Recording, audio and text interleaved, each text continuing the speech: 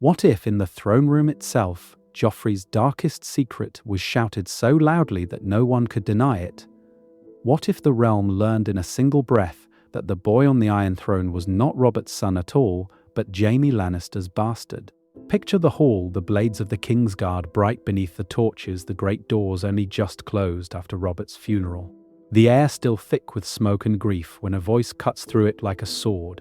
He is no Baratheon, the words strike harder than steel. Ned's old book of lineages lies open on the floor, black hair and blue eyes on every page, but the new king's golden curls glitter above them all. For a heartbeat, the room goes silent.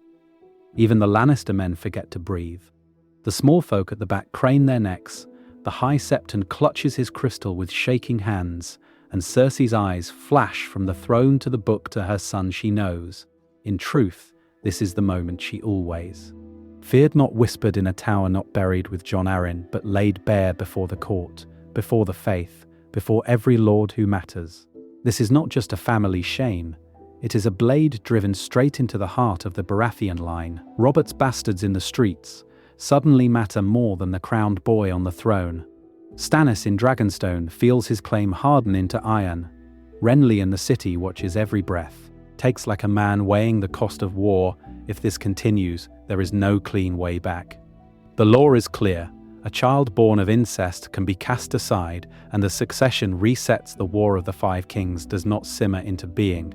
It detonates in an instant. Around the throne, the small council scrambles. Littlefinger calculates the price of each new king. Varys listens for the tremor in every lord's voice. Pycelle mumbles about proof. Even as the proof lies bleeding in front of him in hair and eyes and bloodlines, the faith sees weakness. The gold cloaks see which way the city might turn if bread grows scarce and rumors grow fat. In this video, we drop in at that exact second of divergence, and we do not look away. We follow the first shouted accusation, the first sworn denial, the first knight who chooses law over queen or coin over king. We trace the shockwave from King's Landing to the north as Robb weighs his fathers honor against southern chaos to Dragonstone, where Stannis finally holds irrefutable proof, to Highgarden, where Mace Tyrell must decide which stag or lion to feed his daughter to. We will watch Tywin Lannister forced to choose between legacy and children, between the golden name he built and the golden-haired sin that might destroy it. We will see Cersei cornered by the faith, told this does not need to end in blood if she yields her son and her secrets, and we will ask whether the Red Wedding ever needs to be planned at all, if Robb Stark's war changes shape, whether a purple wedding can happen when Joffrey's crown is stripped away before the wine is poured, and by the end we will know who sits the Iron Throne in a realm that learnt the truth too soon. Ned Stark's promise hangs over the narrative like a drawn sword as we cut straight into the moment it breaks. Joffrey Baratheon of the houses Baratheon and Lannister, Grand Maester Pycelle drones, his old voice quavering through the crowded throne room, first of his name, King of the Andals and the First Men. The Iron Throne looms above them all, jagged steel catching the torchlight, every twisted blade a threat.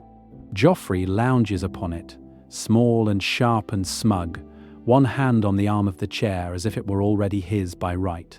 Cersei stands just below, green eyes bright, chin lifted in quiet triumph. The small council clusters at the foot of the steps.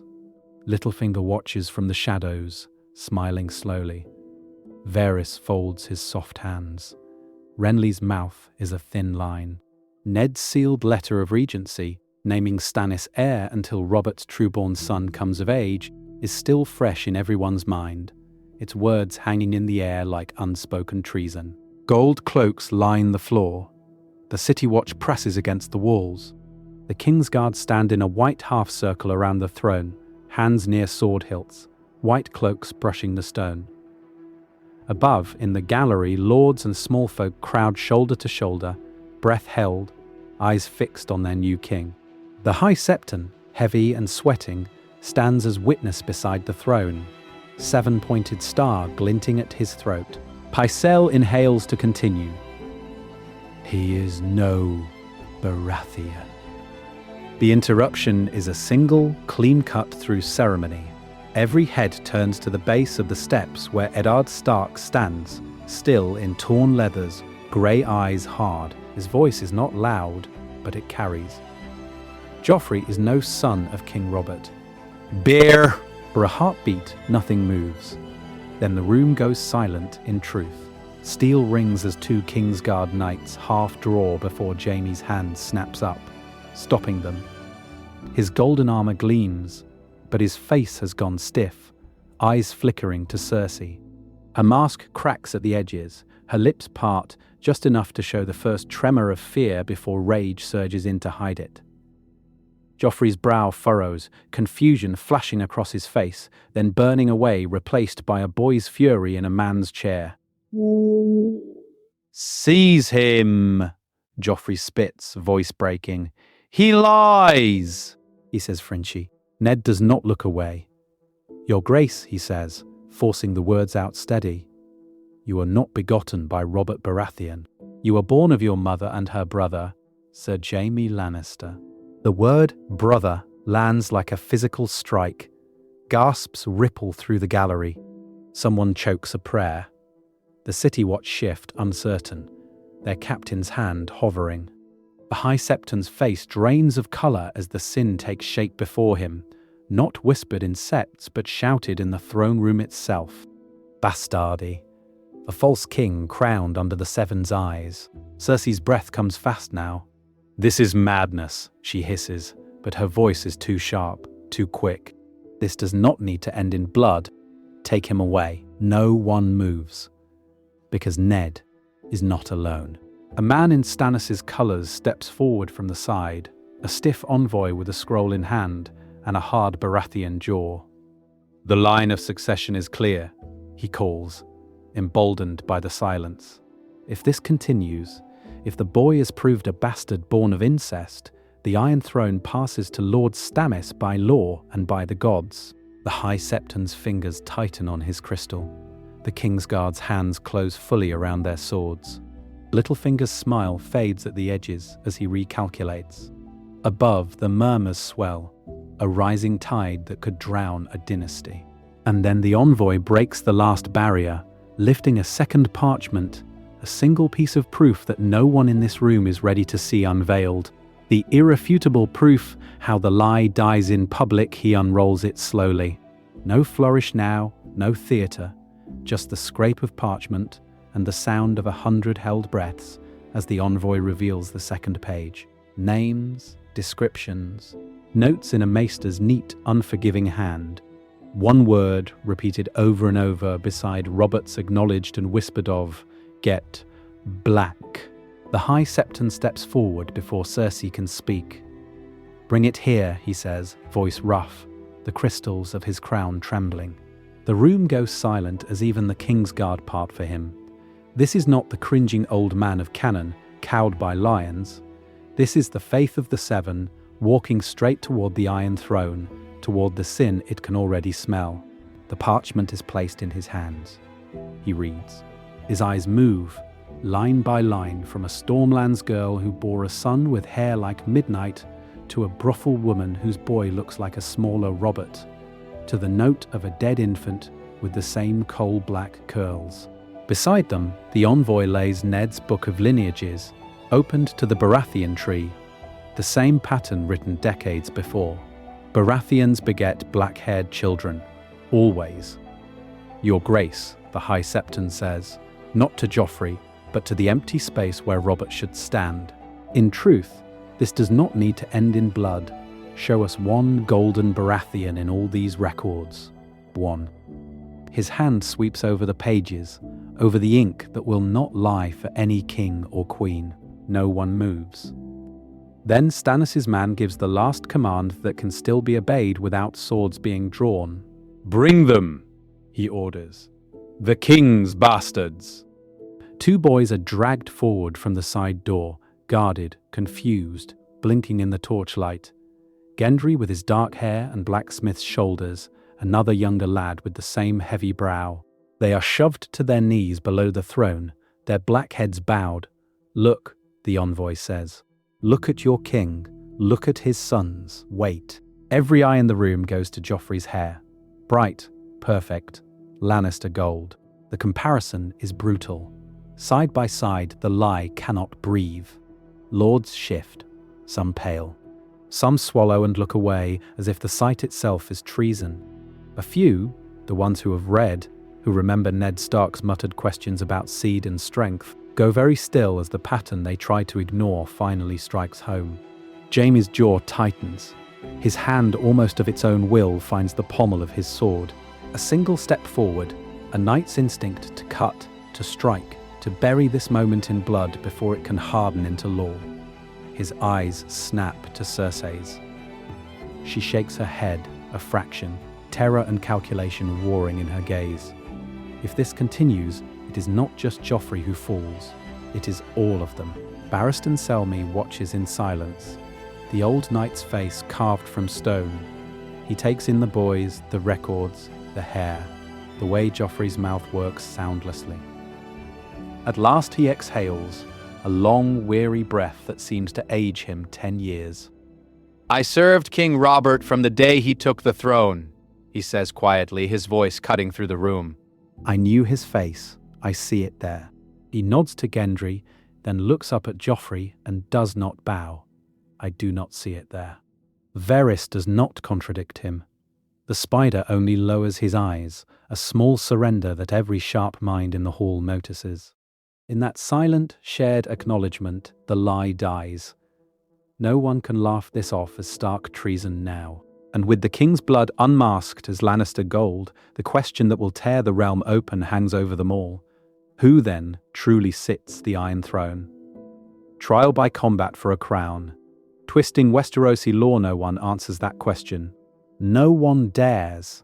For a heartbeat, it feels as if the whole hall forgets how to breathe, and then the shouting starts. Lords of the Reach, of the Westerlands, of the Crownlands, all begin to talk at once, some rising, some shrinking back, every eye flicking between the pale boy on the throne and the golden queen beside him. They all know the law. If Joffrey is not Robert's trueborn son, he is no king at all, and every order given in his name is just a Lannister sword pressed against the realm's throat.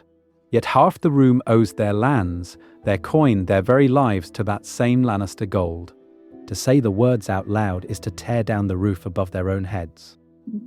Cersei sees it. She sees the hesitation, the fear, the way the room goes silent whenever someone almost speaks Stannis' name and bites it back. Her fingers dig slowly into the arm of the Iron Throne as she straightens, voice cutting through the confusion like a strike. "These are vile lies," she says. "Treason, spoken in the king's own hall. Your grace, the crown demands satisfaction." She does not argue about hair or eyes or books. She does not try to meet Ned Stark's proofs with her own. In truth, she knows she cannot. Instead, she reaches for the one shield Westerosi law still offers her, the old, ruthless custom that lets steel answer where words would damn her. This man, she continues, pointing, accuses his king of bastardy and his queen of incest. Let the gods judge if such treason has merit. But it is Pycelle who gives her the path, wheezing, "Treason is a crime, your grace, and crimes may be answered by trial, by combat." The phrase hangs there, ugly and tempting. A criminal procedure, twisted in an instant into a question of crowns and bloodlines. Stannis' sworn man, hard-faced and unbending, steps forward. "Legitimacy is not won with a sword," he says. "It is written in law and sealed in blood. The line of succession is clear. This does not need to end in blood." Cersei turns on him, eyes bright. It already has. "My son is the accused." "You name him bastard before the court and the gods. If this continues, there is no king in this city, only rebels. Let the gods show whose claim is true." A pattern breaks. Someone laughs, short, strained, a lord from the Reach who immediately chokes the sound back as every head snaps toward him. The interruption only sharpens the terror. They all remember how mountain clansmen and hedge knights have used this same right to escape the noose. Now that same ancient mercy is being dragged beneath the Iron Throne itself. The accused names his champion. Cersei presses, seizing the words before anyone else can. Or will Lord Stark admit he has only slander and cowardice to offer? All eyes turn, not to Ned, but to the High Septon standing by the steps, fat and sweating in his crystal crown. Incest is a sin. Perjury is a sin. To bless this would bind the faith to whatever follows. He hesitates, lips moving in silent prayer, feeling the weight of the small folk watching from the galleries and the Lannister guards with hands on their hilts. At last, his shoulders sag. The faith, he declares, voice trembling, will sanctify this trial by combat. Let the gods judge whether these charges of incest stand. And through their judgment, let the true king be known. With that single, reluctant consent, the path is set. Swords, not maesters, will decide who wears the crown next. Choosing champions, who fights for a lie, who fights for the law. For a heartbeat after the High Septon speaks, the room goes silent. Then every man with a title starts talking at once, voices crashing over one another like steel on steel, because they all understand what trial by combat means here. One dead body, and with it one version of the truth, buried in blood. Cersei moves first. She rises slowly from the Iron Throne's shadow, fingers digging into the armrest, eyes bright and wild. Then let the gods see, she says, each word a blade. Said Jaime Lannister will stand for his king. It is instinct more than strategy. The mother calling on the father, the queen reaching for the only sword she has ever truly trusted. In her mind, Jaime is not just the realm's finest knight. He is the man who will fight for his son's crown and for the secret that binds them all together. Jaime feels every stare. Kingslayer, Oathbreaker, now accused father. His breath catches as he imagines stepping into the circle, sword bare, while the whole realm whispers that this is not trial but confession. He opens his mouth to accept anyway. If this continues without him, if some other man dies in Joffrey's name, what does that make him? Before he can speak, the resistance comes. Varys' soft voice cuts through the clamour, and the room goes silent again. Your Grace, he murmurs. In truth, the sight of the Kingslayer defending a king accused of being his own bastard might trouble certain delicate minds. Pycelle wheezes agreement, talking of precedent, of conflicts of interest, of how the faith cannot be seen to bless such a spectacle. One of the most devout adds the blade Cersei cannot parry. The father of the accused cannot be his champion, the Septon declares sharply. Else the trial is a farce. The word hangs in the air like a sentence. Jaime looks to Cersei, and for once she has no ready strike, only a flash of fear in her eyes. On the other side of the accusation, Ned does not hesitate. The North will name its own champion, he says. His voice is rough but steady. He thinks of Robert's true line, of Stannis waiting on Dragonstone, of a realm that must believe this is more than Lannister versus Stark. Stannis' few loyalists press in, insisting a Baratheon man must wield the sword in the god's name, or at least a knight of the faith, someone whose honor cannot be painted red with politics. They argue over where the gods will watch most closely. The Great Sept, under 1,000 candles and 1,000 eyes of the small folk, or here in the throne room beneath the very blades that made the king, the High Septon pushes for the Sept, for holy ground and sacred vows, while Cersei wants the familiar stone and Lannister guards, wants walls she can close. Questions strike faster than any sword. May a king's guard fight, bound first to the king, or must they stand aside? Can the king himself take the field, or must he hide behind another man's shield? Joffrey, pale and furious, shouts that he will fight, that he will cut down any traitor, but even Cersei pulls him back. A dead boy king proves nothing. In the end, the lines harden. The crown names its champion. The accuser names theirs. The date is set, the place chosen, the terms sealed by trembling prayers. As the lords and knights slowly file out, everyone understands that whoever falls will drag their truth into the dark with their last breath. And no one yet knows which truth the gods will choose to kill. Tywin's shadow and the rules of the game, yet over all these sworn oaths and sharpened swords hangs a man who is not in the room. Tywin Lannister does not sit in the hall. He does not raise his voice, but every lord can feel him like a weight on their shoulders, like the cold edge of a sword pressed slowly to the back of the neck. His gold funds the crown. His armies hold the trident at bay. His banners are the red wall that keeps half the realm from chancing rebellion. Any verdict that stains the Lion's pride, any outcome that brands Joffrey a bastard and Jaime a traitor before the eyes of the Seven, risks more than one dead king. It risks war with the richest house in Westeros. The small council gathers in a tight knot afterward, their whispers sharp as blades. Pycelle is first to speak, his beard trembling as he parrots the Lannister line, mumbling about sacred royal blood and the outrage of questioning the king's seed, repeating phrases Cersei fed him as if they were scripture. Renly watches him with hooded eyes, fingers drumming, already measuring how a broken Lannister name might clear a path for a prettier, more charming Baratheon to wear the crown. Littlefinger leans in the shadows, weighing ledgers in his mind, thinking of ports, debts, and brothels. Chaos has always been his market, and if this continues, every shaken lord will need a banker. Across from them, Varys stands very still. His eyes flick from one face to another, seeing not pride or insult, but burning cities, empty granaries, corpses in the streets. In truth, he cares little which sigil sits behind the Iron Throne, so long as the realm does not drown in blood. A clean confession, a quiet removal, some compromise. He murmurs that this does not need to end in blood, but the words fall flat. The decision has already slipped beyond the council's grasp. The High Septon feels that shift as clearly as any of them.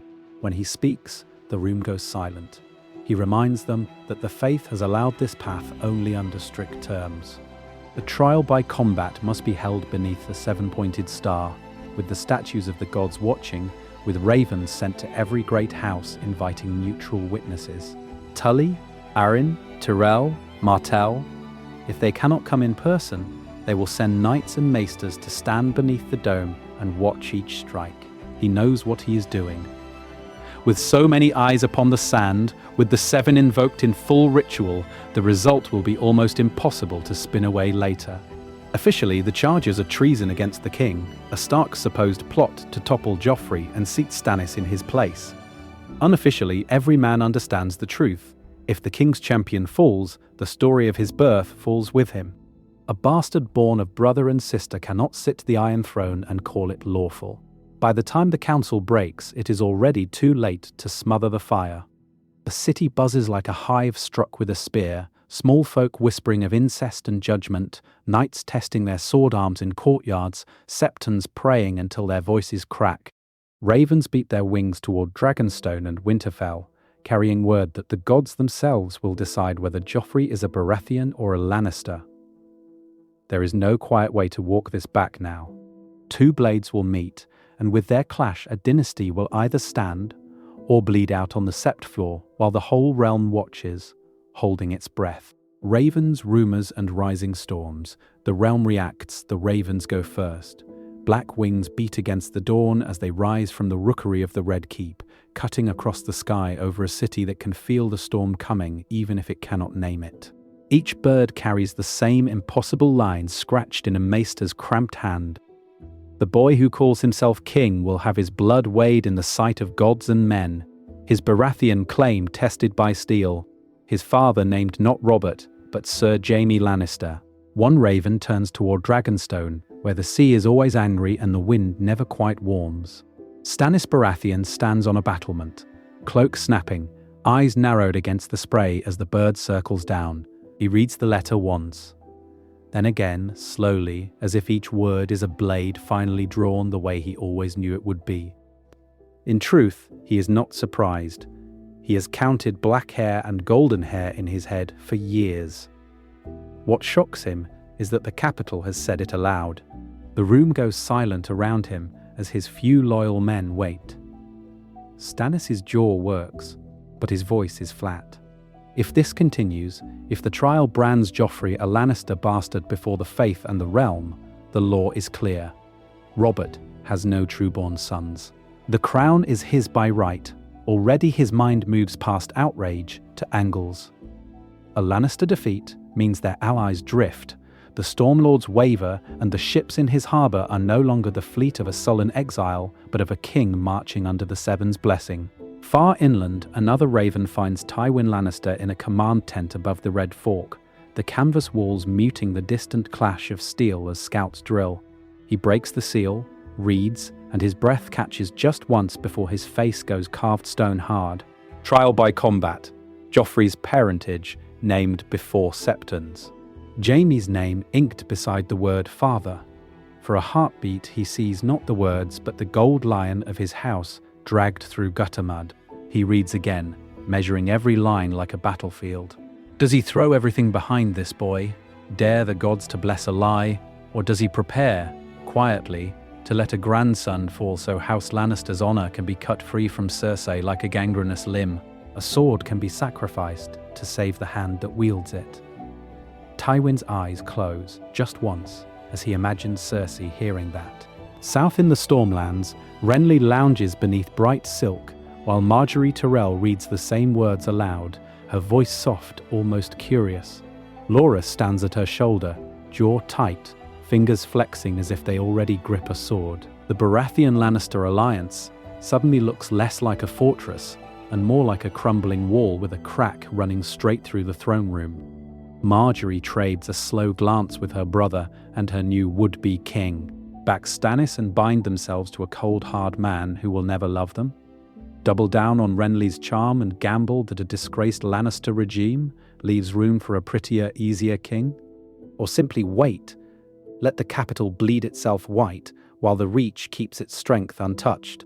For a moment, the Tyrells do nothing. That is the pattern interrupt.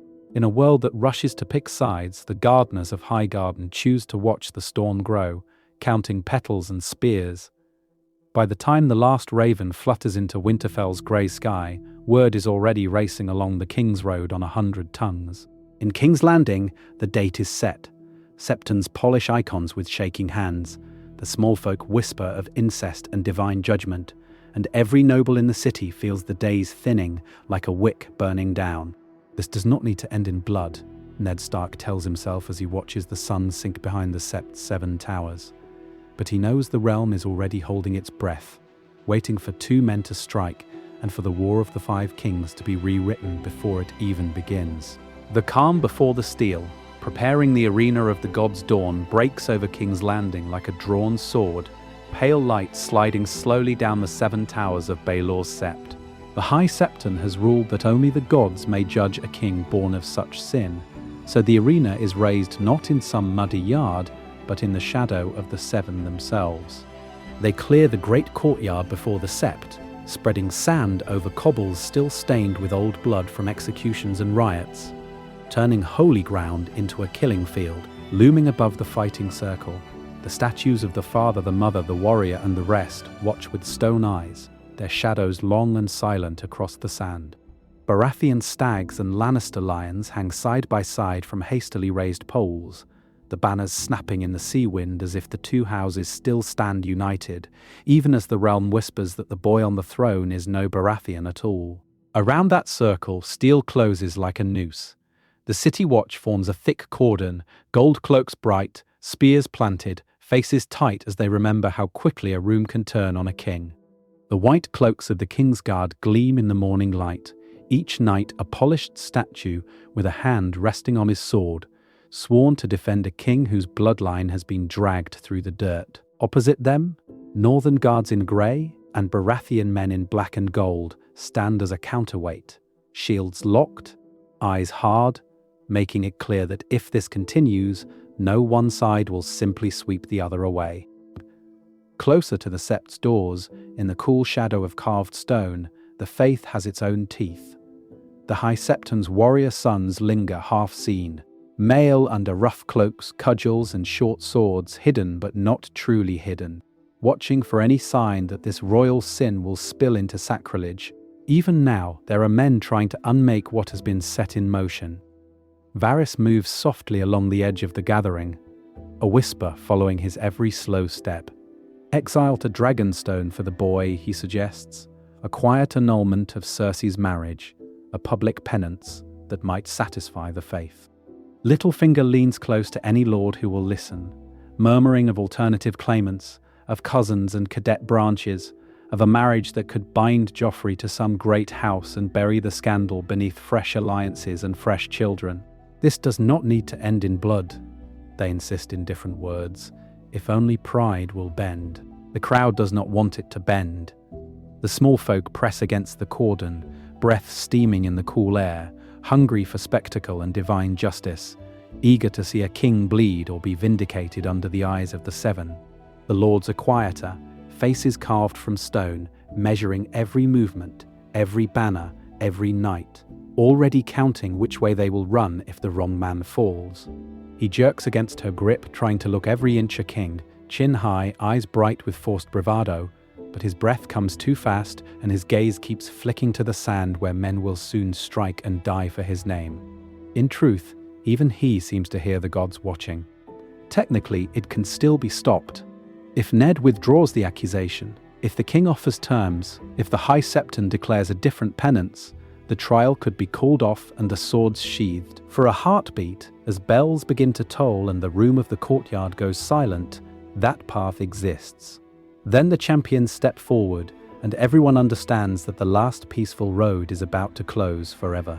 Faces under helmets, the champions take the field. The bells are still tolling when the first champion moves. Steel boots ring against stone as the crown's choice steps into the courtyard, and every eye turns because this is the answer to the question no one dared speak aloud. How much is House Lannister willing to risk to keep this secret king on the throne? It is Jaime, not the half-armored rogue of the streets, but the golden knight they forged for stories. Polished lion-headed pauldrons catch the weak autumn sun, his breastplate a mirror of beaten gold that throws back the faces of the crowd in warped, shimmering fragments. His white cloak trails behind him, clean, defiant, as if there is no blood on his hands, no stain on his name, only the easy grace of a man who has never doubted his own skill with a sword. He does not swagger, not now. His steps are measured, almost slow, each breath controlled as he approaches the marked ground. He wears no helmet first, lets them all see his face, the sharp Lannister lines, the same green eyes that stare from the boy on the balcony. In truth, that is the message. The king and his shield, father and son in everything but word, daring the realm to deny what their own eyes can see. Across from him, the opposing champion is almost plain enough to vanish into the stone. A Northman in dark steel and mail, chosen by Ned with the same cold care he once used to name his household guard. No gold, no gems, only a grey surcoat bearing the direwolf, its threads worn, its edges frayed from real marches and real winters. His helm hangs at his side, revealing a weathered face, a short brown beard, and eyes like chips of ice. Where Jaime gleams, he absorbs the light. Where Jaime moves like a dancer, he stands like a wall. Every line of him says this is not about pride, not about songs, but about law and the weight of oaths. He fights for a king who is already dead, for a line that should have passed to Stannis, for a realm that cannot survive if this continues, and lies are crowned in front of the gods. They stop an arm's length apart. For a heartbeat, the courtyard is silent, the room of the sky itself holding its breath. Cersei leans over the balcony, knuckles white on the stone, her voice a low hiss that only Jaime and Joffrey can hear. "End him quickly," she whispers. Whatever happens, he does not leave this ground alive. Ned steps closer to his man, his own voice barely above a breath. "Remember what this means," he says. "Win, and the truth stands. Lose, and the king's blood will wash this city. There is no promise of glory, only the stark cost." The High Septon shuffles forward between them, hands trembling around his staff. "Children of the Seven," he calls. "The gods will judge this quarrel." This does not need to end in blood, yet blood has been demanded. May the father weigh their cause, may the warrior guide their strike. Helmets are lifted, faces vanish. Gold and steel grey lower into place, turning men into symbols. The room goes silent in the champions' minds as they draw their swords, twin rings of metal that cut through the murmurs. The High Septon raises his hand, voice cracking on the final word. "Begin." Jaime steps, the Northman shifts, blades flash, and we cut away a heartbeat before the first blow lands, the outcome hanging over the watching realm like a drawn sword. The first strike is Jaime's. He drives forward hard, sword arcing down in a bright line, the sound of it ringing off Barristan's raised blade and the marble columns in the same breath.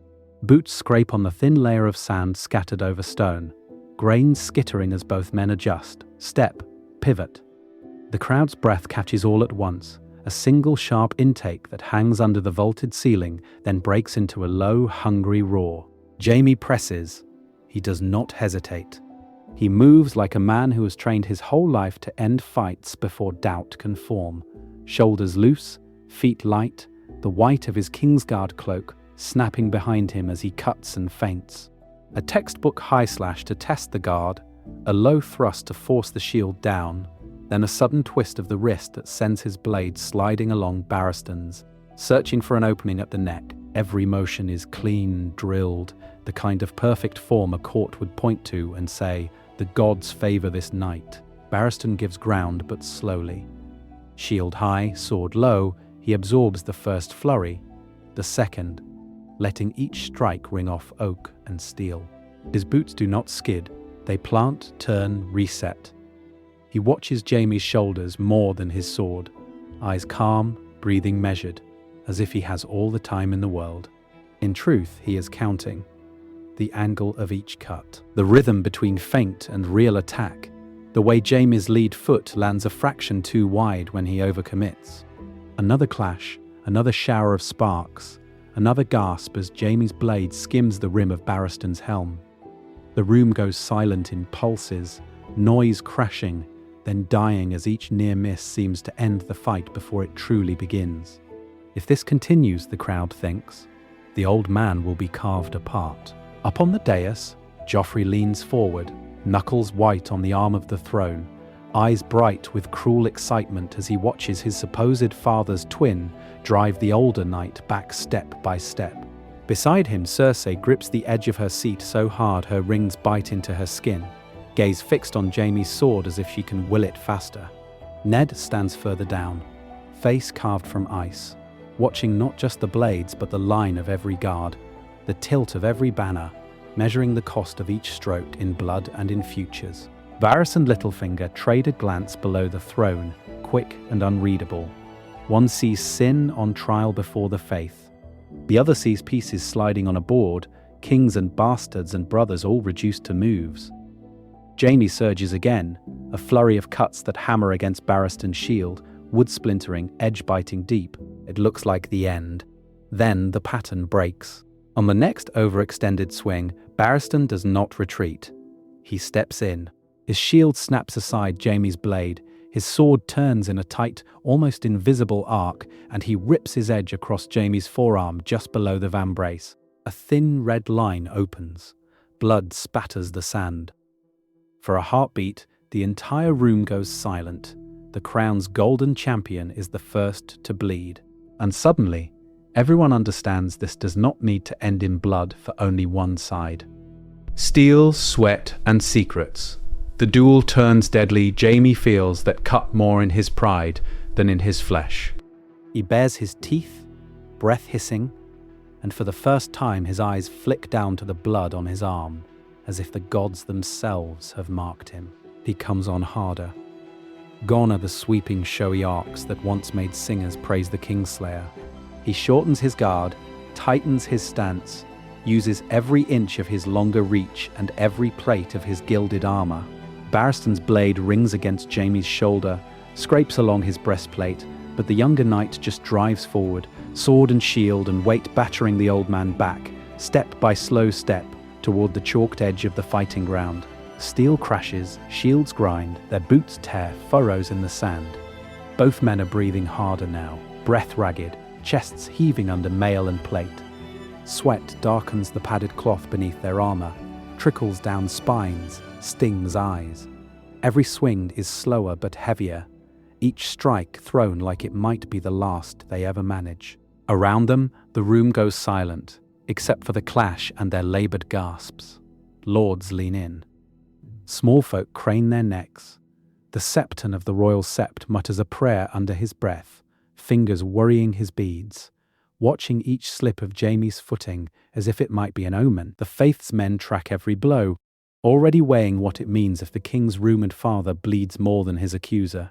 Cersei's nails bite into the arm of the Iron Throne. Her eyes never leave Jaime. In truth, she has never trusted the gods, but now she begs them in a silent, frantic litany to let her brother stand, to let this one lie she built the world on survive.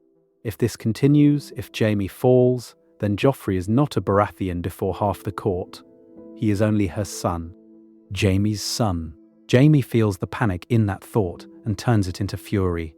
He drives his shield hard, slamming Barristan's guard aside, then hacks down. Once. Twice. 3 times. The old knight blocks, parries, staggers.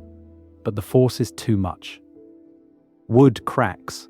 Barristan's shield splinters from rim to boss and explodes in his hand, shards flying across the sand. He drops to one knee with the shock, his bad leg buckling. Jaime's sword smashes into Barristan's, sends it spinning from his grip. It lands several paces away with a dull thud. For a heartbeat, Jaime has him. Gasps ripple through the room. Someone whispers that the gods have spoken. Another hisses that the gods are blind. The small folk at the back start to murmur, fear and excitement mixing as they see the king's rumoured sire looming over the last honest knight in the city. "This does not need to end in blood," Ned wants to shout, but his throat is too dry. He can only watch. Jaime raises his blade for the killing strike. Barristan moves. He lunges forward instead of back, slamming his armoured shoulder into Jaime's knees. The impact is ugly.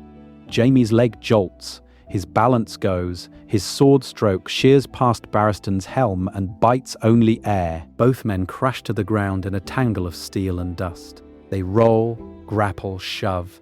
Barristan's hand closes on something in the sand. Not his sword.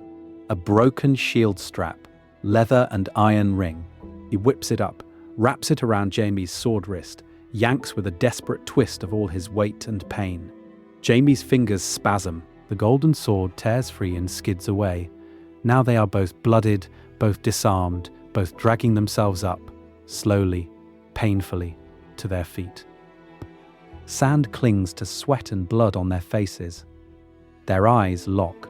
They begin to circle, empty hands reaching for fallen steel, one misstep away from death, while the question of who Joffrey truly is hangs over every breath, waiting for the next strike to answer it. The gods decide. A single stroke that shatters a dynasty. The first to move is the Hound. He feints left, then hurls himself right, boots slipping in the mud and blood, shoulder lowered like a battering ram as his hand snaps down toward the nearer sword. Jaime mirrors him, weight rolling onto his front foot, fingers clawing for the other blade, both men committing in the same heartbeat, too far gone to pull back, too proud to crawl away under the eyes of a king. Sandor's heel skids. It is nothing, a smear of red beneath his boot, but it steals a fraction of balance. His body tilts, his reach overextends, his empty right hand shoots past the hilt by half an inch. Jaime's fingers close first. Steel scrapes stone as he drags the sword up, the torchlight catching along its wet edge, and for a breath the whole room seems to move slowly, as if the world itself is holding its breath with them. Jaime comes up in a rising guard, left shoulder leading, point angled toward the Hound's throat. His eyes are wide, bright, wild. He sees Sandor stumble, sees the opening, and in truth he cannot resist. He lunges. It is a beautiful thrust. A knight's perfect training made flesh, hip driving forward, back foot pushing, blade humming straight for the kill. But it is a hair too eager. Sandor feels the rush of air before the steel. Instinct takes him. He drops, not back but in, shoulder crashing into Jaime's ribs as the sword flashes over his head, close enough to stir his hair. The overreach becomes disaster in an instant. Jaime's front knee jars, his weight is too far forward, his boot finds the same slick patch and slides. They collide.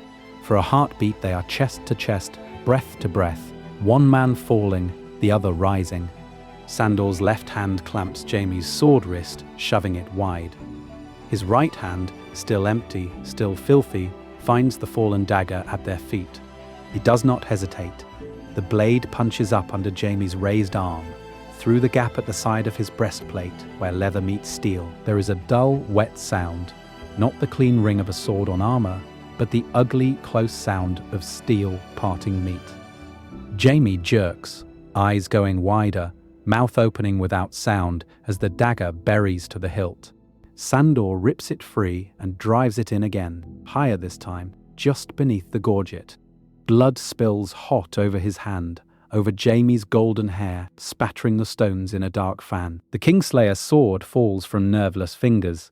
His knees hit the ground first, then his shoulder, then the rest of him, folding slowly before the statues of the Seven. For a long, suspended moment, the room goes silent. Torches crackle. Somewhere a man coughs and chokes it back. Sandor staggers away from the body, chest heaving, each breath a ragged growl as he stares down at what he has done, at the red lake spreading from Jaime Lannister's armor, at the king's uncle and rumored father dying at the feet of the gods. No one speaks Jaime's name. No one needs to. Every lord and septon watching can see the verdict. The gods have killed the man whose sin made this king. If this continues, one old lord whispers, no Lannister will sit that throne again. By the laws of trial by combat, the judgment is clear. Jaime Lannister has fallen. The charge stands. Joffrey Baratheon is no true Baratheon at all, but a bastard born of his mother and her brother, his claim shattered in a single stroke as the gods themselves, through Sandor Clegane's bloody hand, speak against his crown. And now the realm must decide what to do with a king the gods have just denied. A crown in freefall. The throne room erupts for a heartbeat. No one moves. The charge hangs in the air like a sword over every neck in the throne room. Then Cersei explodes. She is on her feet so fast her chair scrapes back and clatters, her breath coming in ragged gasps as she stares at the blood on the floor and the broken crown on her son's brow. She screams that it is a lie, that the trial was bought. Her voice cracks as she points down at Sandor, at Ned, at the High Septon himself, spitting that they have conspired to steal her son's throne. She does not care that the room goes silent around her. She does not care that half the knights present avert their eyes. "Kingsguard, seize them!" she shrieks. "Arrest the traitor who struck down our champion! Arrest the accusers, all of them!" She's shaking as she gives the order, fingers clawed white on the arm of the Iron Throne, but the white cloaks only slowly shift, hands hovering near sword hilts, eyes flicking between their queen, their king, and the High Septon. Joffrey tries to stand and almost falls. The boy king's face has gone pale beneath the gold. His lips tremble as he looks from Sandor's blooded sword to the faith's banners and back to the gathered lords. In truth, he has never seemed smaller. He rasps that he will have them all killed, that he will see their heads struck off, that anyone who repeats this lie about his father will drown in their own blood. But the threats sound thin, like a child screaming from the far end of a long hall. When that draws only more uneasy, silent stares, the fury crumbles. Joffrey's voice breaks as he turns to the High Septon, bargaining now, promising gold, septs anything, babbling that the gods must love him, that he is the king, that Robert was his father. If this continues, if someone does not move, he might fall to his knees. The High Septon finally raises a trembling hand. His words cut through the chaos. The gods have spoken, he declares, and by the sacred laws of trial, by combat, their judgment is beyond appeal. To deny this verdict is to deny the Seven themselves. His eyes settle on Cersei, heavy and cold, and every lord in the room understands what that means. The faith has just claimed the right to say who is and is not king. On the dais, the small council begins to recalculate in the same breath. Varys watches Cersei's outburst with hooded eyes, already weighing how quickly he can shift his whispers toward Dragonstone and Stannis Baratheon. Littlefinger's gaze dances over the panic, seeing not disaster, but a dozen doors opening at once, each promising more chaos, more coin, more leverage. Pycelle stammers something about misunderstanding and false charges, but the words die as he realizes his open Lannister loyalty has become a noose around his own neck. "This does not need to end in blood," Ned says, voice low but carrying. Yet as he glances around the room, he sees steel half-drawn everywhere. The Kingsguard hover, torn. The gold cloaks of the City Watch tighten their lines. Stark men, Riverland guards, and Baratheon retainers from Dragonstone edge closer to their lords. One wrong order from Cersei, one panicked command from Joffrey, and the first strike will turn the throne room into a slaughterhouse before the eyes of the Seven. The High Septon opens his mouth to name the rightful heir. Cersei inhales, ready to scream another command. Every hand tightens on every hilt at once. And in that single, held breath, the fate of the capital hangs, waiting for who dares to speak first. Tywin's choice: sacrifice a king or burn the realm. The first voice that breaks that hanging breath does not come from the throne room at all. It comes from a raven's beak, tapping against the high window of a solar in Harrenhal, where Tywin Lannister reads the verdict that has just shattered his plans. He stands alone, the parchment crackling softly in his hand. Joffrey's parentage, named before the Seven. The boy's claim condemned in front of lords, smallfolk, and a High Septon who will not be silenced now that the faith smells blood. His chosen knight, dead. His enemies united under Stannis and Ned Stark. For a long, silent moment, Tywin does not move, his eyes fixed on the words as if he could strike them from the page by will alone. In truth, his first thought is not for Joffrey. It is for the lions on his banners. Reputation, legacy, the long memory of the realm.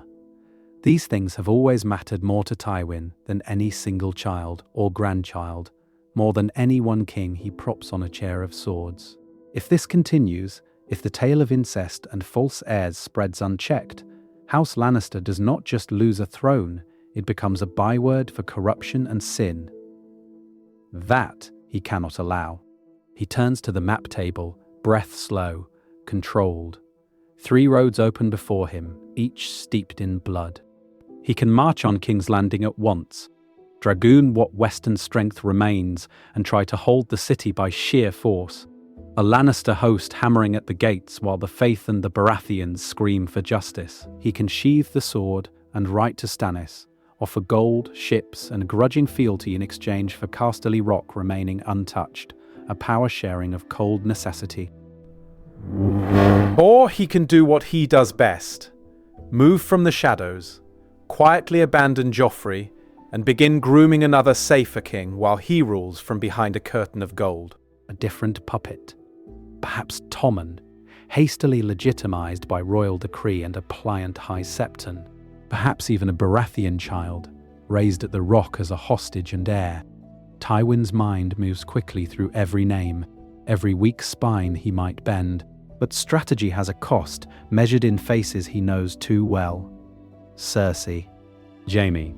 If he sacrifices Joffrey, he is not only throwing away a king, he is branding his daughter a sinner before the Seven and his son a kingslayer twice over. Does he blame them? Yes. Does he still see them as tools? Also yes. Cersei's hold over the capital, Jaime's sword arm. Even shamed, they are assets he can use, levers he can pull with a single cold word. For the first time in years, the room goes silent around Tywin Lannister, not because others fear to speak, but because he is weighing which of his own blood must burn so the lion's roar survives. This does not need to end in blood, he murmurs, though he knows it will. He sits. He reaches for quill and ink, one raven to Cersei, one to Kivan, one, after a long, careful pause, addressed to Dragonstone. Orders are written. Seals are pressed, wings beat into the dusk, and for a brief, terrible moment, the realm does not yet know whether Tywin Lannister has chosen to save his grandson or to sacrifice a king to save his name. Stannis, Renly, and the law. A new war of claims. The ravens have not even cleared the city walls when the first shock hits the court. Pycelle, pale and sweating, stands before the Iron Throne and croaks out the finding of the faith. Joffrey Baratheon is no Baratheon. He is born of incest, a bastard of Jaime and Cersei Lannister. For a heartbeat the room goes silent, as if the whole castle has forgotten how to draw breath, and then the sound crashes back in, steel rasping, courtiers hissing, the sharp intake of 100 fearful lungs. In truth, the first man to move is Stannis Baratheon. On Dragonstone, he receives the raven in a storm-lit hall, the sea pounding below like distant war drums, and his jaw tightens as he reads. The law is clear. Robert's trueborn sons are dead, or never were. The line passes to him. No need for whispered books or a dead hand's suspicions now. The faith itself has named the incest and stripped the boy of his crown. Stannis does not smile, but something in his eyes hardens. With the gods and the High Septon behind the finding, his claim stops being a dry argument and becomes a sword he can swing.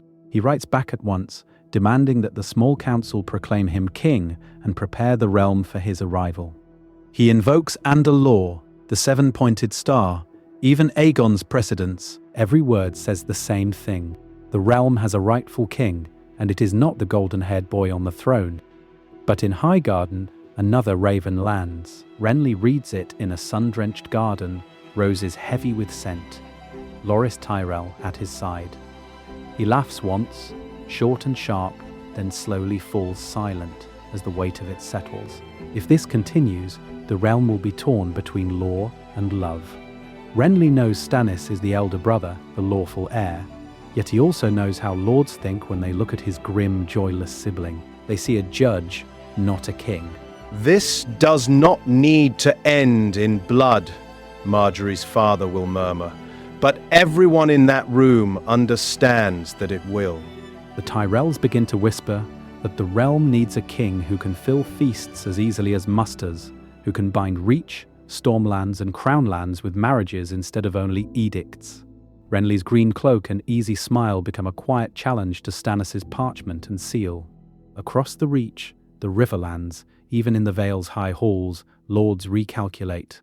Some stare at Stannis' letters and see safety in the clear, cold lines of succession. Others look south, toward Highgarden's grain and gold, and wonder if a beloved, well-connected king might keep their small folk from bleeding in yet another war. A few begin to dream of third paths, a Tully compromise, a Vale regency, anything to keep Lannister blood and Baratheon wrath from drowning them. The faith moves quickest. The High Septon's next message is softer in tone, harder in purpose. Any new king who wants the stain of incest washed from the throne will pay in power. The faith will demand a say in royal marriages, in moral law, in who may sit in judgment over the great. The scandal gives Septons a sword they have never had, and they mean to strike. Far to the north, ravens beat against Winterfell's towers. Robb Stark reads of kings unmade and claims multiplying like cracks in river ice. Before he ever raises his banners, he sees the south already tearing itself apart over who wears the crown, and begins to wonder whether the north must bow to any of them at all. Robb Stark's road, a northern king in a different war. Robb reads the last line twice. A bastard king. A queen accused of sin before the gods. A capital where even the Septons reach for the sword. His breath slows as he realizes the south is already bleeding before a northern banner is ever raised. In truth, Robb's first fire is the same. His father is dead, his sisters are hostages, and a boy who ordered Ned Stark's execution still sits a few steps below the Iron Throne, whether the realm calls him king or not. But the letters make something very clear. The man who murdered his father is not a lawful king at all. He is Jaime Lannister's son, a stain the faith itself is howling against. The old words echo in Robb's mind: vengeance, justice, duty. If this continues, he tells himself, the North will be dragged behind whichever claimant shouts the loudest in the South. When the lords gather in Winterfell's great hall, the room goes silent as Robb speaks. He does not cry for Robert's line or for Renly's charm. He speaks of Stannis, of law, of a realm that might finally have a true Baratheon on the throne once the Lannister bastard is cast down. Yet he also speaks of the Neck, of snows creeping slowly south, of a people who have bled for southern quarrels and received only graves. The choice before him is sharper than in canon. He can ride as Stannis' sword hand, trading northern spears for a parchment that names the North near independent, or he can use the chaos to break away fully while every eye in the South is fixed on Cersei's shame and Joffrey's fall. Here, Robb hesitates. Catelyn presses that this does not need to end in blood between king and king. She urges negotiation. Send ravens to Dragonstone. Demand hostages. Demand the right to rule the North as his forefathers once did. A Stannis already buoyed by the faith's fury against incest might agree, eager to show the gods he can be just. Robb sees the path, the crown for Stannis, a quiet crownless kingdom for himself. But war is not only oaths, it is men like Walder Frey counting futures. With Tywin's name blackened by scandal and his grandson denounced as a bastard, Frey sees less profit in betting on Lannister gold. The marriage pact still tempts him, but the edge is gone. The twins are no longer the only bridge Robb can use when half the Riverlands are turning on the Lions. Roose Bolton, too, studies the letters. A weakened Lannister regime cannot guarantee him the Warden's cloak. His cold eyes measure Stannis' rigid honor against Tywin's fading terror and find fewer safe roads to betrayal. So the Red Wedding itself begins to unravel. Without Tywin's iron promise, Walder risks open kinslaying for a reward that may never come, under the gaze of Septons already eager to name sins. If this continues, some other treachery may rise in its place. A southern plot to seize Robb on campaign, a quiet knife in a tent, a poisoned cup offered as a toast to peace. On every map, Robb Stark becomes the wild piece no one can quite place. If he rides hard to Stannis, he might decide the war between Dragonstone and Highgarden before it truly begins. If he holds back, he might carve a northern kingdom that never bends the knee again, forcing Stannis, Renly, and what remains of Lannister power to treat with him as an equal. And somewhere beyond the wall, another war is gathering, one that does not care which king's name is written in ink. The next choice Robb makes will decide which enemy reaches him first. Cersei cornered. From Queen Regent to accused sinner, Robb's next move will shake the rivers and the north. But in King's Landing, the ground has already opened beneath Cersei's feet. The proof of Joffrey's parentage does not spread slowly. It hits like a sword stroke. One moment she is the king's mother and the quiet power behind the throne.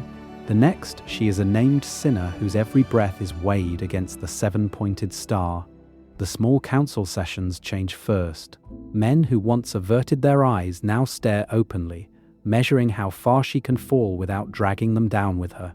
In truth, the real trial is not in a court, but in every room she enters.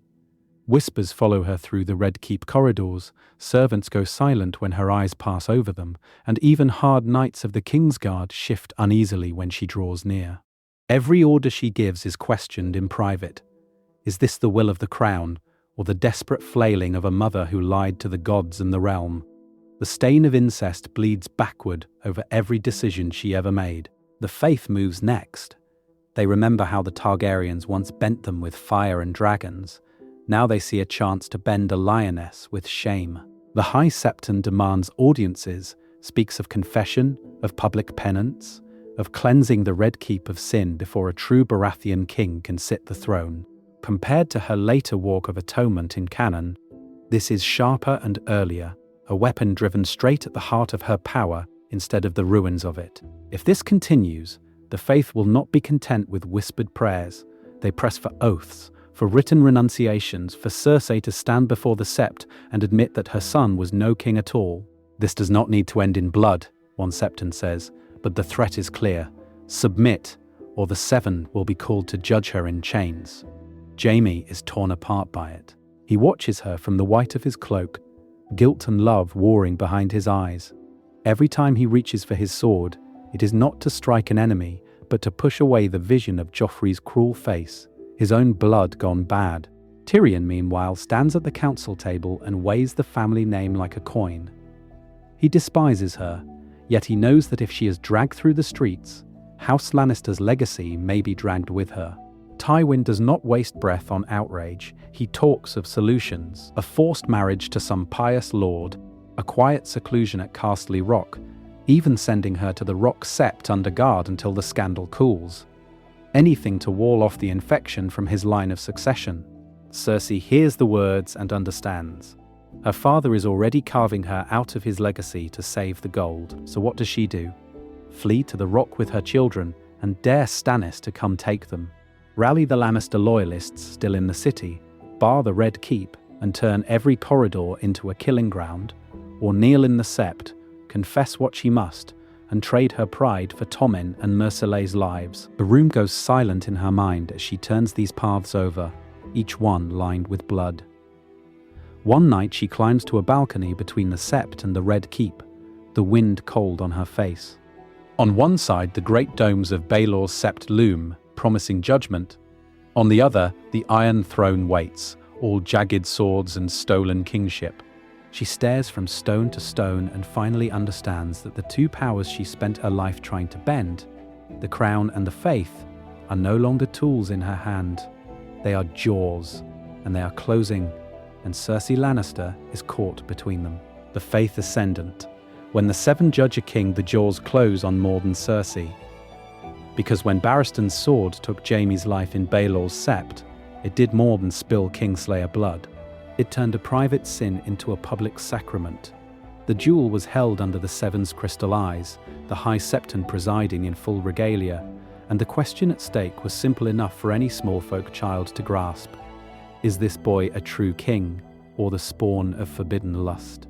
When Pycelle's trembling voice named Eddard Stark innocent and Joffrey a bastard, the room goes silent, but in truth another verdict is being written in the minds of Septons and singers across the city. The Faith has just overseen a combat that judged a king's birth. If the Seven allowed Jaime to fall and Ned to stand, then the gods themselves have spoken on royal succession.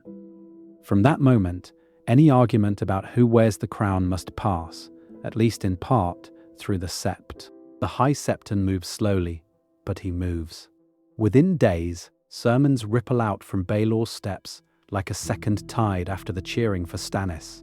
Incest is named not just a personal sin, but a wound in the body of the realm, a poison that seeps from high towers down into the gutters. He does not say Cersei's name at first, but every listener can see her pale face in their mind's eye. He speaks of how a knight who breaks his vows damns himself, but a queen who breaks hers endangers every soul who bends the knee to her children. Then the sermons sharpen. If this continues, he warns, if kings and queens think themselves above the Seven's laws, then the Seven will answer again. Trial by combat, public confession, penance in the streets. These are no longer rare terrors, but promised tools. Any future king who defies the faith's moral standards might find his claim weighed not only by steel and banners, but by the judgment of a watching crowd and a High Septon ready to call another holy duel. And lurking beneath every homily is a comparison the old men in the front pews cannot ignore. The Targaryens lay with sisters and aunts for centuries, he reminds them, and the realm looked away because dragons circled above their towers. Now a lioness does the same with her brother, and the city cries out in disgust. The hypocrisy is a weapon. If dragon lords were ever to return, should they not be bound as tightly as any Lannister? Shouldn't the faith have a say in every royal marriage, every bed that might produce a crown? Politically, the shift is immediate. Lesser lords begin sending gold and sons to the Septs, eager to be seen as pious in the new order. Rival claimants whisper in Septon cells, seeking quiet blessings before they raise their banners. Even Stannis, now king in truth and in law, finds he must sit in council with a High Septon who no longer bows quite so deeply, who dares to let his eyes meet the king's and speak of oaths, of duty, of sin.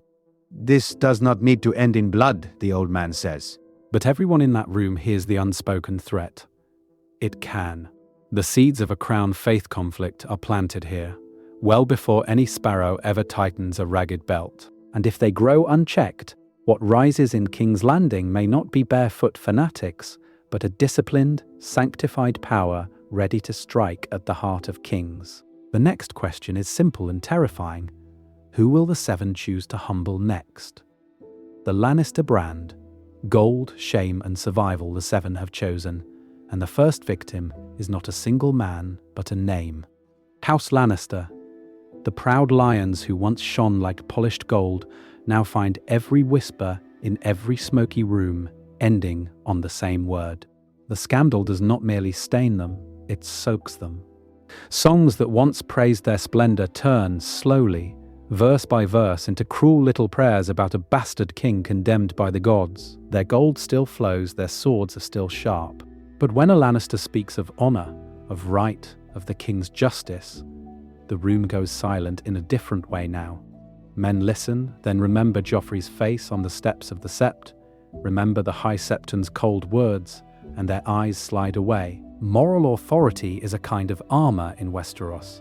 The lions have let rust and blood eat straight through it. Inside the family, the fractures widen. Jaime Lannister was already the Kingslayer, the knight who broke his vows with a single strike. Now he is the proven father of the false king. Every time he takes breath in a council chamber, lords see not a commander, but the man whose seed nearly stole a throne. In truth, even those who respect his sword hand must weigh the shame that rides beside him. Tyrion fares no better in his own mind. He has defended this house with wit and blood, yet this house still looks at him with contempt.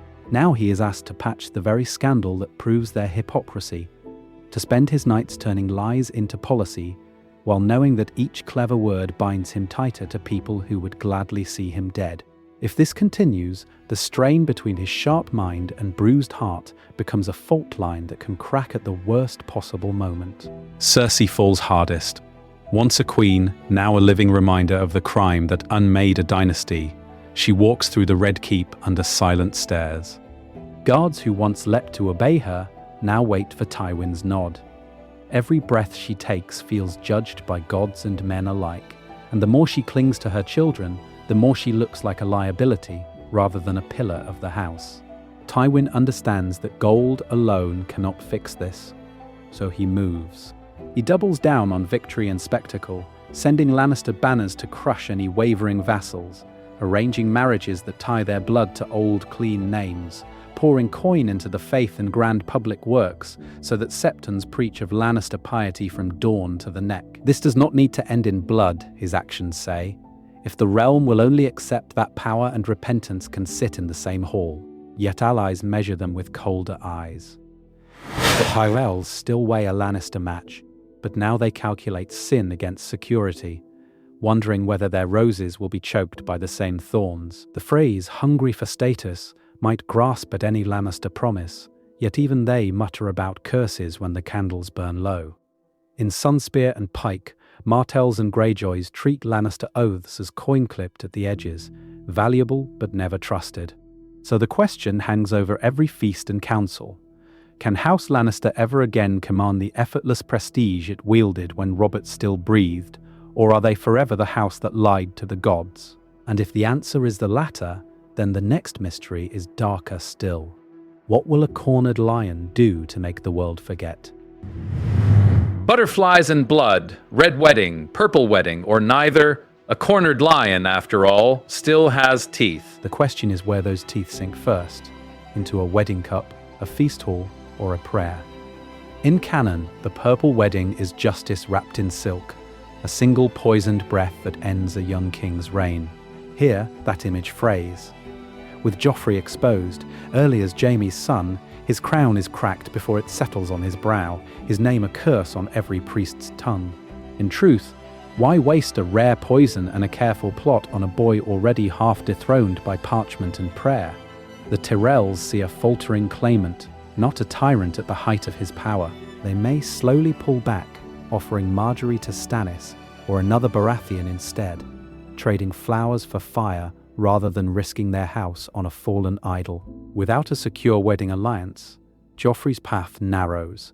He is more hostage than king, a snarling figure kept in the Red Keep to placate what remains of Lannister pride. Assassins may still come, but the strike is crude, a knife in a corridor or a cup of wine in a silent solar, not the grand theatre of a royal feast. Tyrion, caught between a ruined nephew and a new Baratheon order, is far less likely to be framed for regicide when half the realm already calls Joffrey bastard to his face. Now shift north and west. The Red Wedding in canon is cold logic soaked in blood, Tywin, Roose and Walder choosing treachery to break Robb and secure Lannister dominance.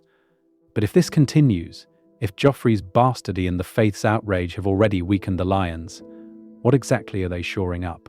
A house under judgment, a throne under dispute, a name spat on by septons.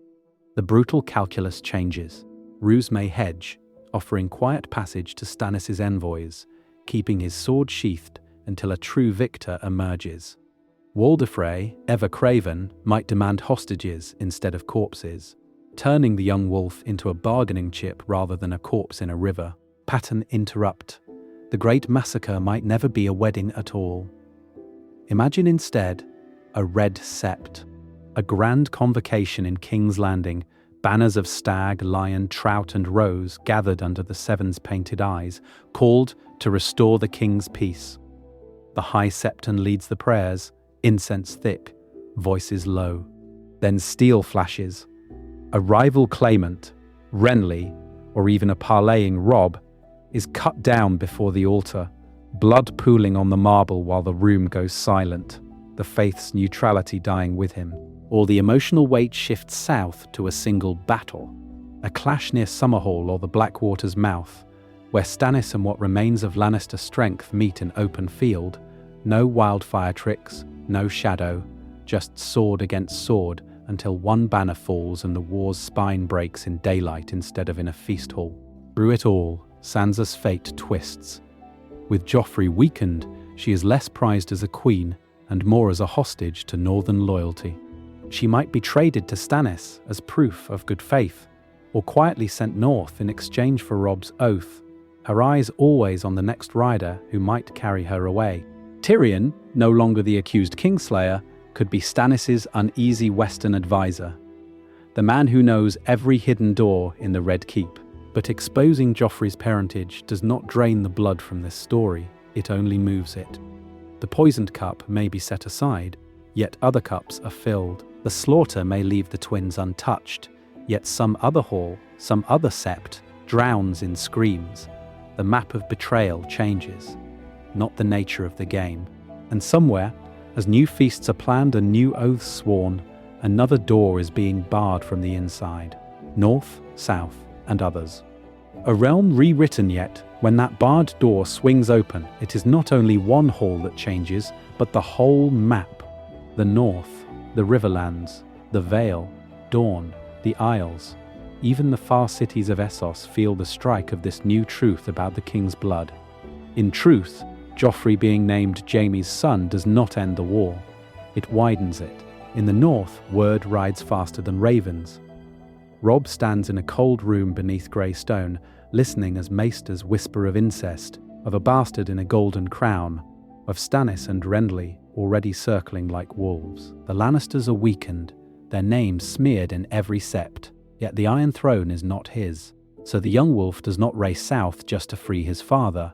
He moves slowly but with purpose, aiming to turn the Riverlands into a shield. Under Tully guidance, the Trident becomes a hard buffer, a line of castles and burned fords where Baratheon banners and Lion banners both are told they must treat or bleed. If this continues, the Riverlands risk becoming a battlefield no matter what. Every lord along the Red Fork counts spears and grain, weighing whether to swear to Stannis' hard justice, Renly's charm, or Robb's quiet promise of an independent north. The land itself becomes the prize. Whoever holds these crossing points can march on King's Landing or hold it at sword's length. High in the Vale, Littlefinger watches all this with bright, amused eyes. A discredited king means a frightened regent. Frightened regents need clever men. He whispers to Lysa that the south is drowning in blood, that the Vale should stay silent and untouched, yet behind that counsel he is already measuring which claimant will pay most dearly for the Knights of the Vale. One visit from a Baratheon envoy, one desperate letter from a lion, and he can sell the Eyrie twice. Far to the south, Dawn hears another name beneath the scandal. Elia. The Martells remember her children torn apart by Lannister men, remember the Mountain's hands. Now the same house is stained before the faith. This does not need to end in blood. Some in Sunspear murmur, perhaps an alliance with Stannis or even with a chastened dragon across the sea can bring them justice without open war. Others want the sword unsheathed at once. On the Iron Islands, Balon Greyjoy studies the chaos and adjusts. A realm already split between brothers, with lions on the back foot, is a softer target. His rebellion may come sooner, his longships striking at Lannisport and the western coast, while Tywin's strength is pulled east toward the Trident and south toward Storm's End. Across the narrow sea, Daenerys Targaryen hears only that the usurper's get is false, that the stag line is cracking. To her, a divided Westeros looks like an invitation. she may not wait for 3 dragons to grow before turning her eyes from Karth to Pentos and beyond. A realm that seems ready to tear itself apart without her might convince her that her sword and her children are the only way to bind it. Yet for the small folk, in Fleabottom or a muddy village by the Red Fork, the names change and the banners change, but the boots and the taxes do not.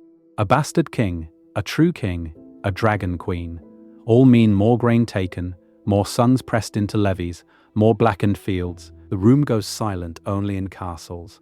In the villages, there is only the crackle of fire and the thin breath of the hungry. What rises from this is not the war of the 5 kings as we knew it, with one false stag at the center, but something harsher, a war born from a vacuum, from a throne no one can claim without question. Every ambitious house feels the pull. Every border becomes a fault line. And as swords are raised from Bear Island to Sunspear, the true danger is not that one man will seize the Iron Throne, but that, piece by piece, the realm itself will be carved apart. Who sits the Iron Throne now? So when the dust finally settles, and the false stag is dragged from the center of the board, the question hangs over every hall, from Dragonstone to Highgarden like a drawn sword. Who actually sits the Iron Throne now? In truth, 4 currents pull at the empty chair. Stannis Baratheon has the law, the faith, and the stain of Joffrey's sin to point at. Renly has charm, Tyrell gold, and a reach that is hungry to decide who the next king will be. Tywin can still try to set up a Lannister puppet, some pliant figure with a lion's mane and a crown, if he moves quickly enough. And in the far distance, the North and the last Targaryens stir as quiet, dangerous possibilities. Stannis moves first. He always does. His claim is clean, his banners already raised on Dragonstone, his letters now backed not only by dusty precedent, but by Septon's thundering that the gods themselves have condemned the incest king. The room goes silent in every keep where those words are read aloud. For once, his rigid insistence on law is not a burden, but a weapon. Lords who might have wavered can now say, with a straight face, that they march for order, not for one more bloody pretender. But Stannis is still Stannis. He wins no feasts. He wins no hearts. As his knights grind slowly south, Renly and the Tyrells work the other battlefield. Rumor, promise, spectacle. Marjorie is paraded as the blameless rose who will wash away the blood of Joffrey's sins.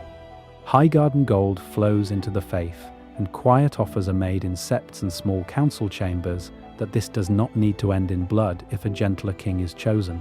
Here the compromise candidates take shape. A cleansed Tommen under harsh faith oversight, the Baratheon name painted over Lannister scandal, while real power sits in the hands of a council of Septons and Reachmen. Or a straight Tyrell-backed monarch, Renly crowned with a 7-pointed star glittering over his brow, promising peace while the High Septon stands at his side like a jailer. Tywin, seeing his grandson's line ruined, could even try to rule behind Tommen's soft eyes, but every sermon about incest cuts his legs out from under him. If this continues, the Iron Throne itself starts to rot. Each time a king falters, the High Septon can hint that the gods disapprove. Each time a lord loses a battle, his enemies whisper that his blood is unclean. Instead of one long reign, you get a revolving chair of short-lived rulers. Stannis burned out by zeal, Renly strangled by debt and expectation, a boy king smothered beneath councils that never agree. The very precedent that toppled Joffrey makes it nearly impossible for any line to feel safe. So who truly wins here? The lawful fire of Stannis? The soft power of Renly and the Tyrells? A lion cub steered by older hands? Or some northern or Targaryen claimant waiting for the south to tire itself out? The room is silent now, but only for a moment. Because as we step into the final stretch of this timeline, you'll have to decide which crown the realm would accept, and which one it would try to strike from the king's brow next. From one secret to a different Westeros, what we changed.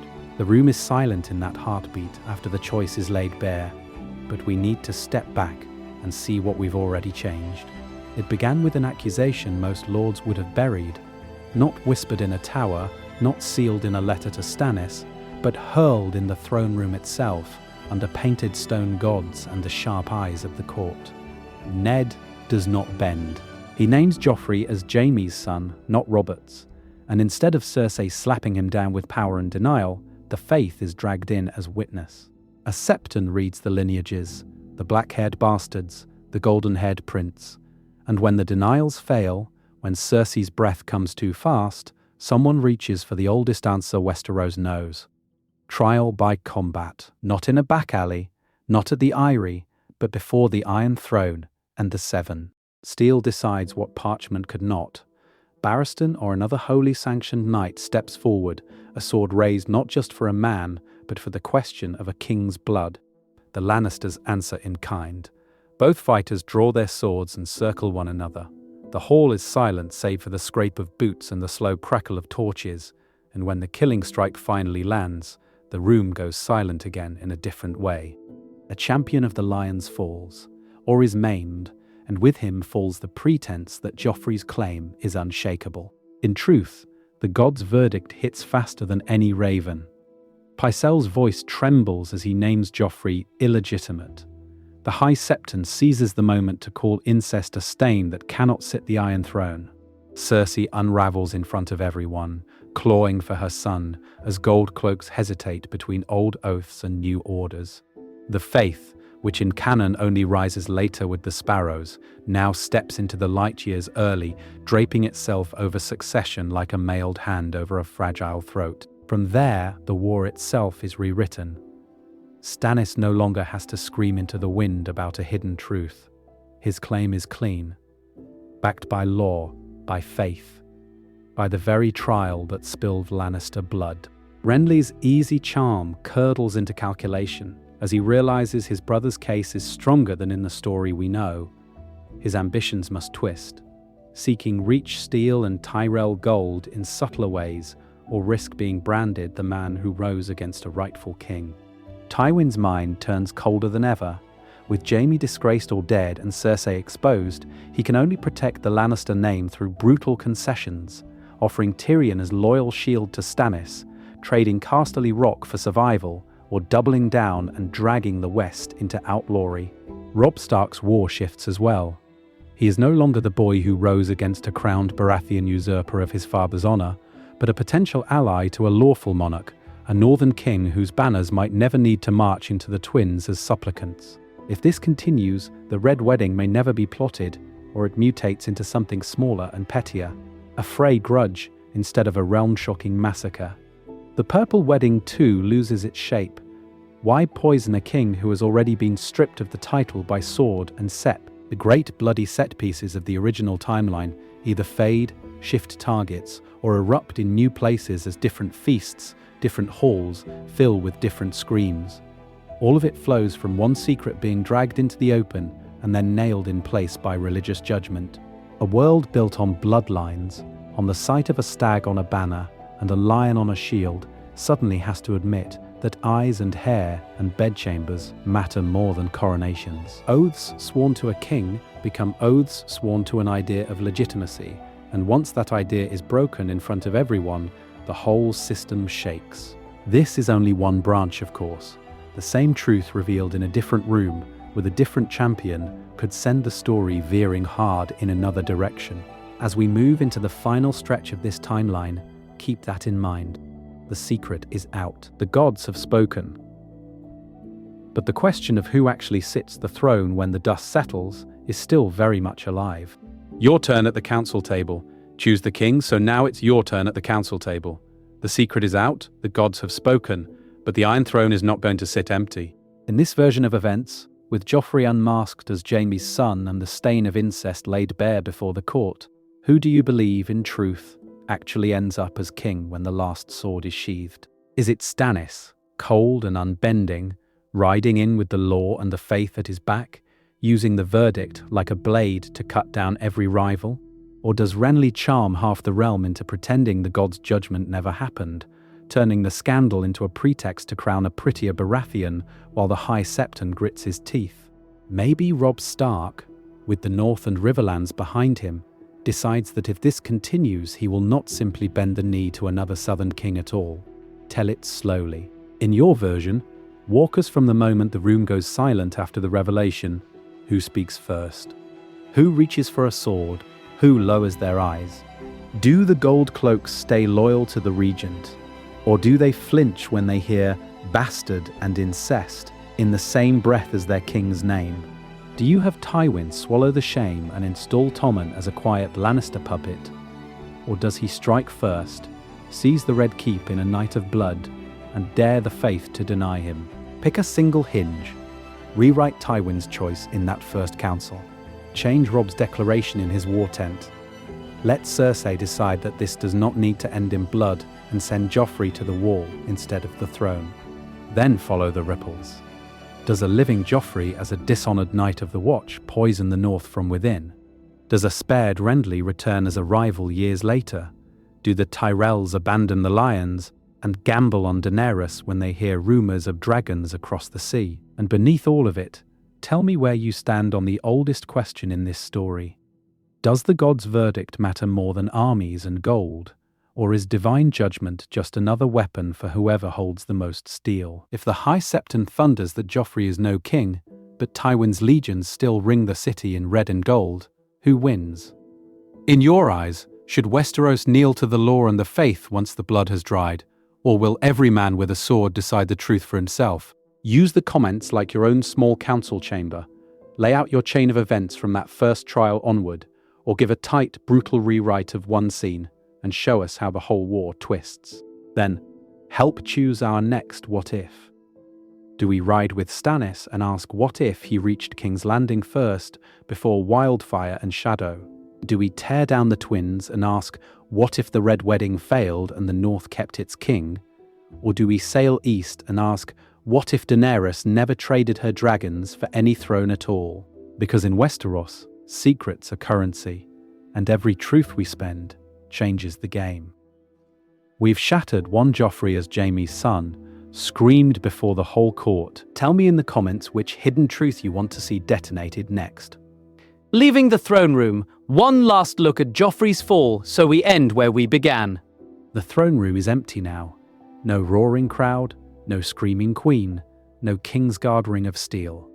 Just the long hall stretching out beneath the Iron Throne, the last echoes of judgment already fading as torches gutter and spit. The room goes silent in a different way here, not with shock, but with the slow settling of dust and truth. On the steps below the throne, the sand is still dark where blood spilled when the gold cloaks dragged Joffrey down, when swords flashed, when oaths were broken and remade in the same ragged breath. The Iron Throne looms above it all, a jagged shadow of rust and sword edges, and for the first time in years there is no boy trying to look like a king as he perches on its cruel metal. There is only absence. No Baratheon antlers, no lion red, no crown. Just a twisted chair and the stain where a bastard king once knelt, shaking as his lineage was torn apart in front of gods and men. In truth, Joffrey does not die at a wedding in this world. There is no poisoned cup, no purple face at the feast. His fall is slower, more public, more merciless. He falls in the eyes before he ever falls by the sword. A life raised on a story, on a mother's lie and a grandfather's will, is stripped bare in one afternoon. He is not remembered as the monster boy who choked on wine, but as the child who watched his name, his father, his house burned away by a single undeniable truth he could not scream down. If this continues, the singers will change their verses. They will speak of the day the sept and the throne room became the same courtroom, when the faith and the lords together called a king bastard and did not flinch. Somewhere beyond these doors Cersei is held, or exiled, or broken. It almost does not matter which. Her great sin is no longer a rumour whispered in brothels and back rooms, but a line in every maester's chronicle. Jaime, whether dead on some earlier field or living in quiet disgrace, is a knight who swung the wrong sword twice in one life, once at a mad king, once at the very idea of true succession. Slowly, the hall cools. The last heat of the day dies against stone and steel. A stray scrap of Lannister crimson cloak lies torn near the base of the throne, its gold thread dulled by dust. No one bothers to pick it up. The realm has already moved on to a harsher colour, the black ink in which new laws are written, new claims sealed, new wars declared in Stannis' name. Because this is the lesson the empty room leaves behind. Power in Westeros is not only swords and gold, it is stories. Who your father is, what the gods witnessed, what the people agree to repeat until it feels like law. When the story of a king's blood is shattered in front of everyone, this does not need to end in blood, but it almost always does. Every lord who walks these tiles tomorrow will feel it, will measure his own lies against the cost of Joffrey's. The camera drifts back, up past the throne, past the windows where the last light bleeds out of the sky, and we are left with one quiet question hanging in the dark, as soft as a held breath. If the truth could break one king so completely, what will it do to the next? One who dares to sit there. You tell me the rest of the story.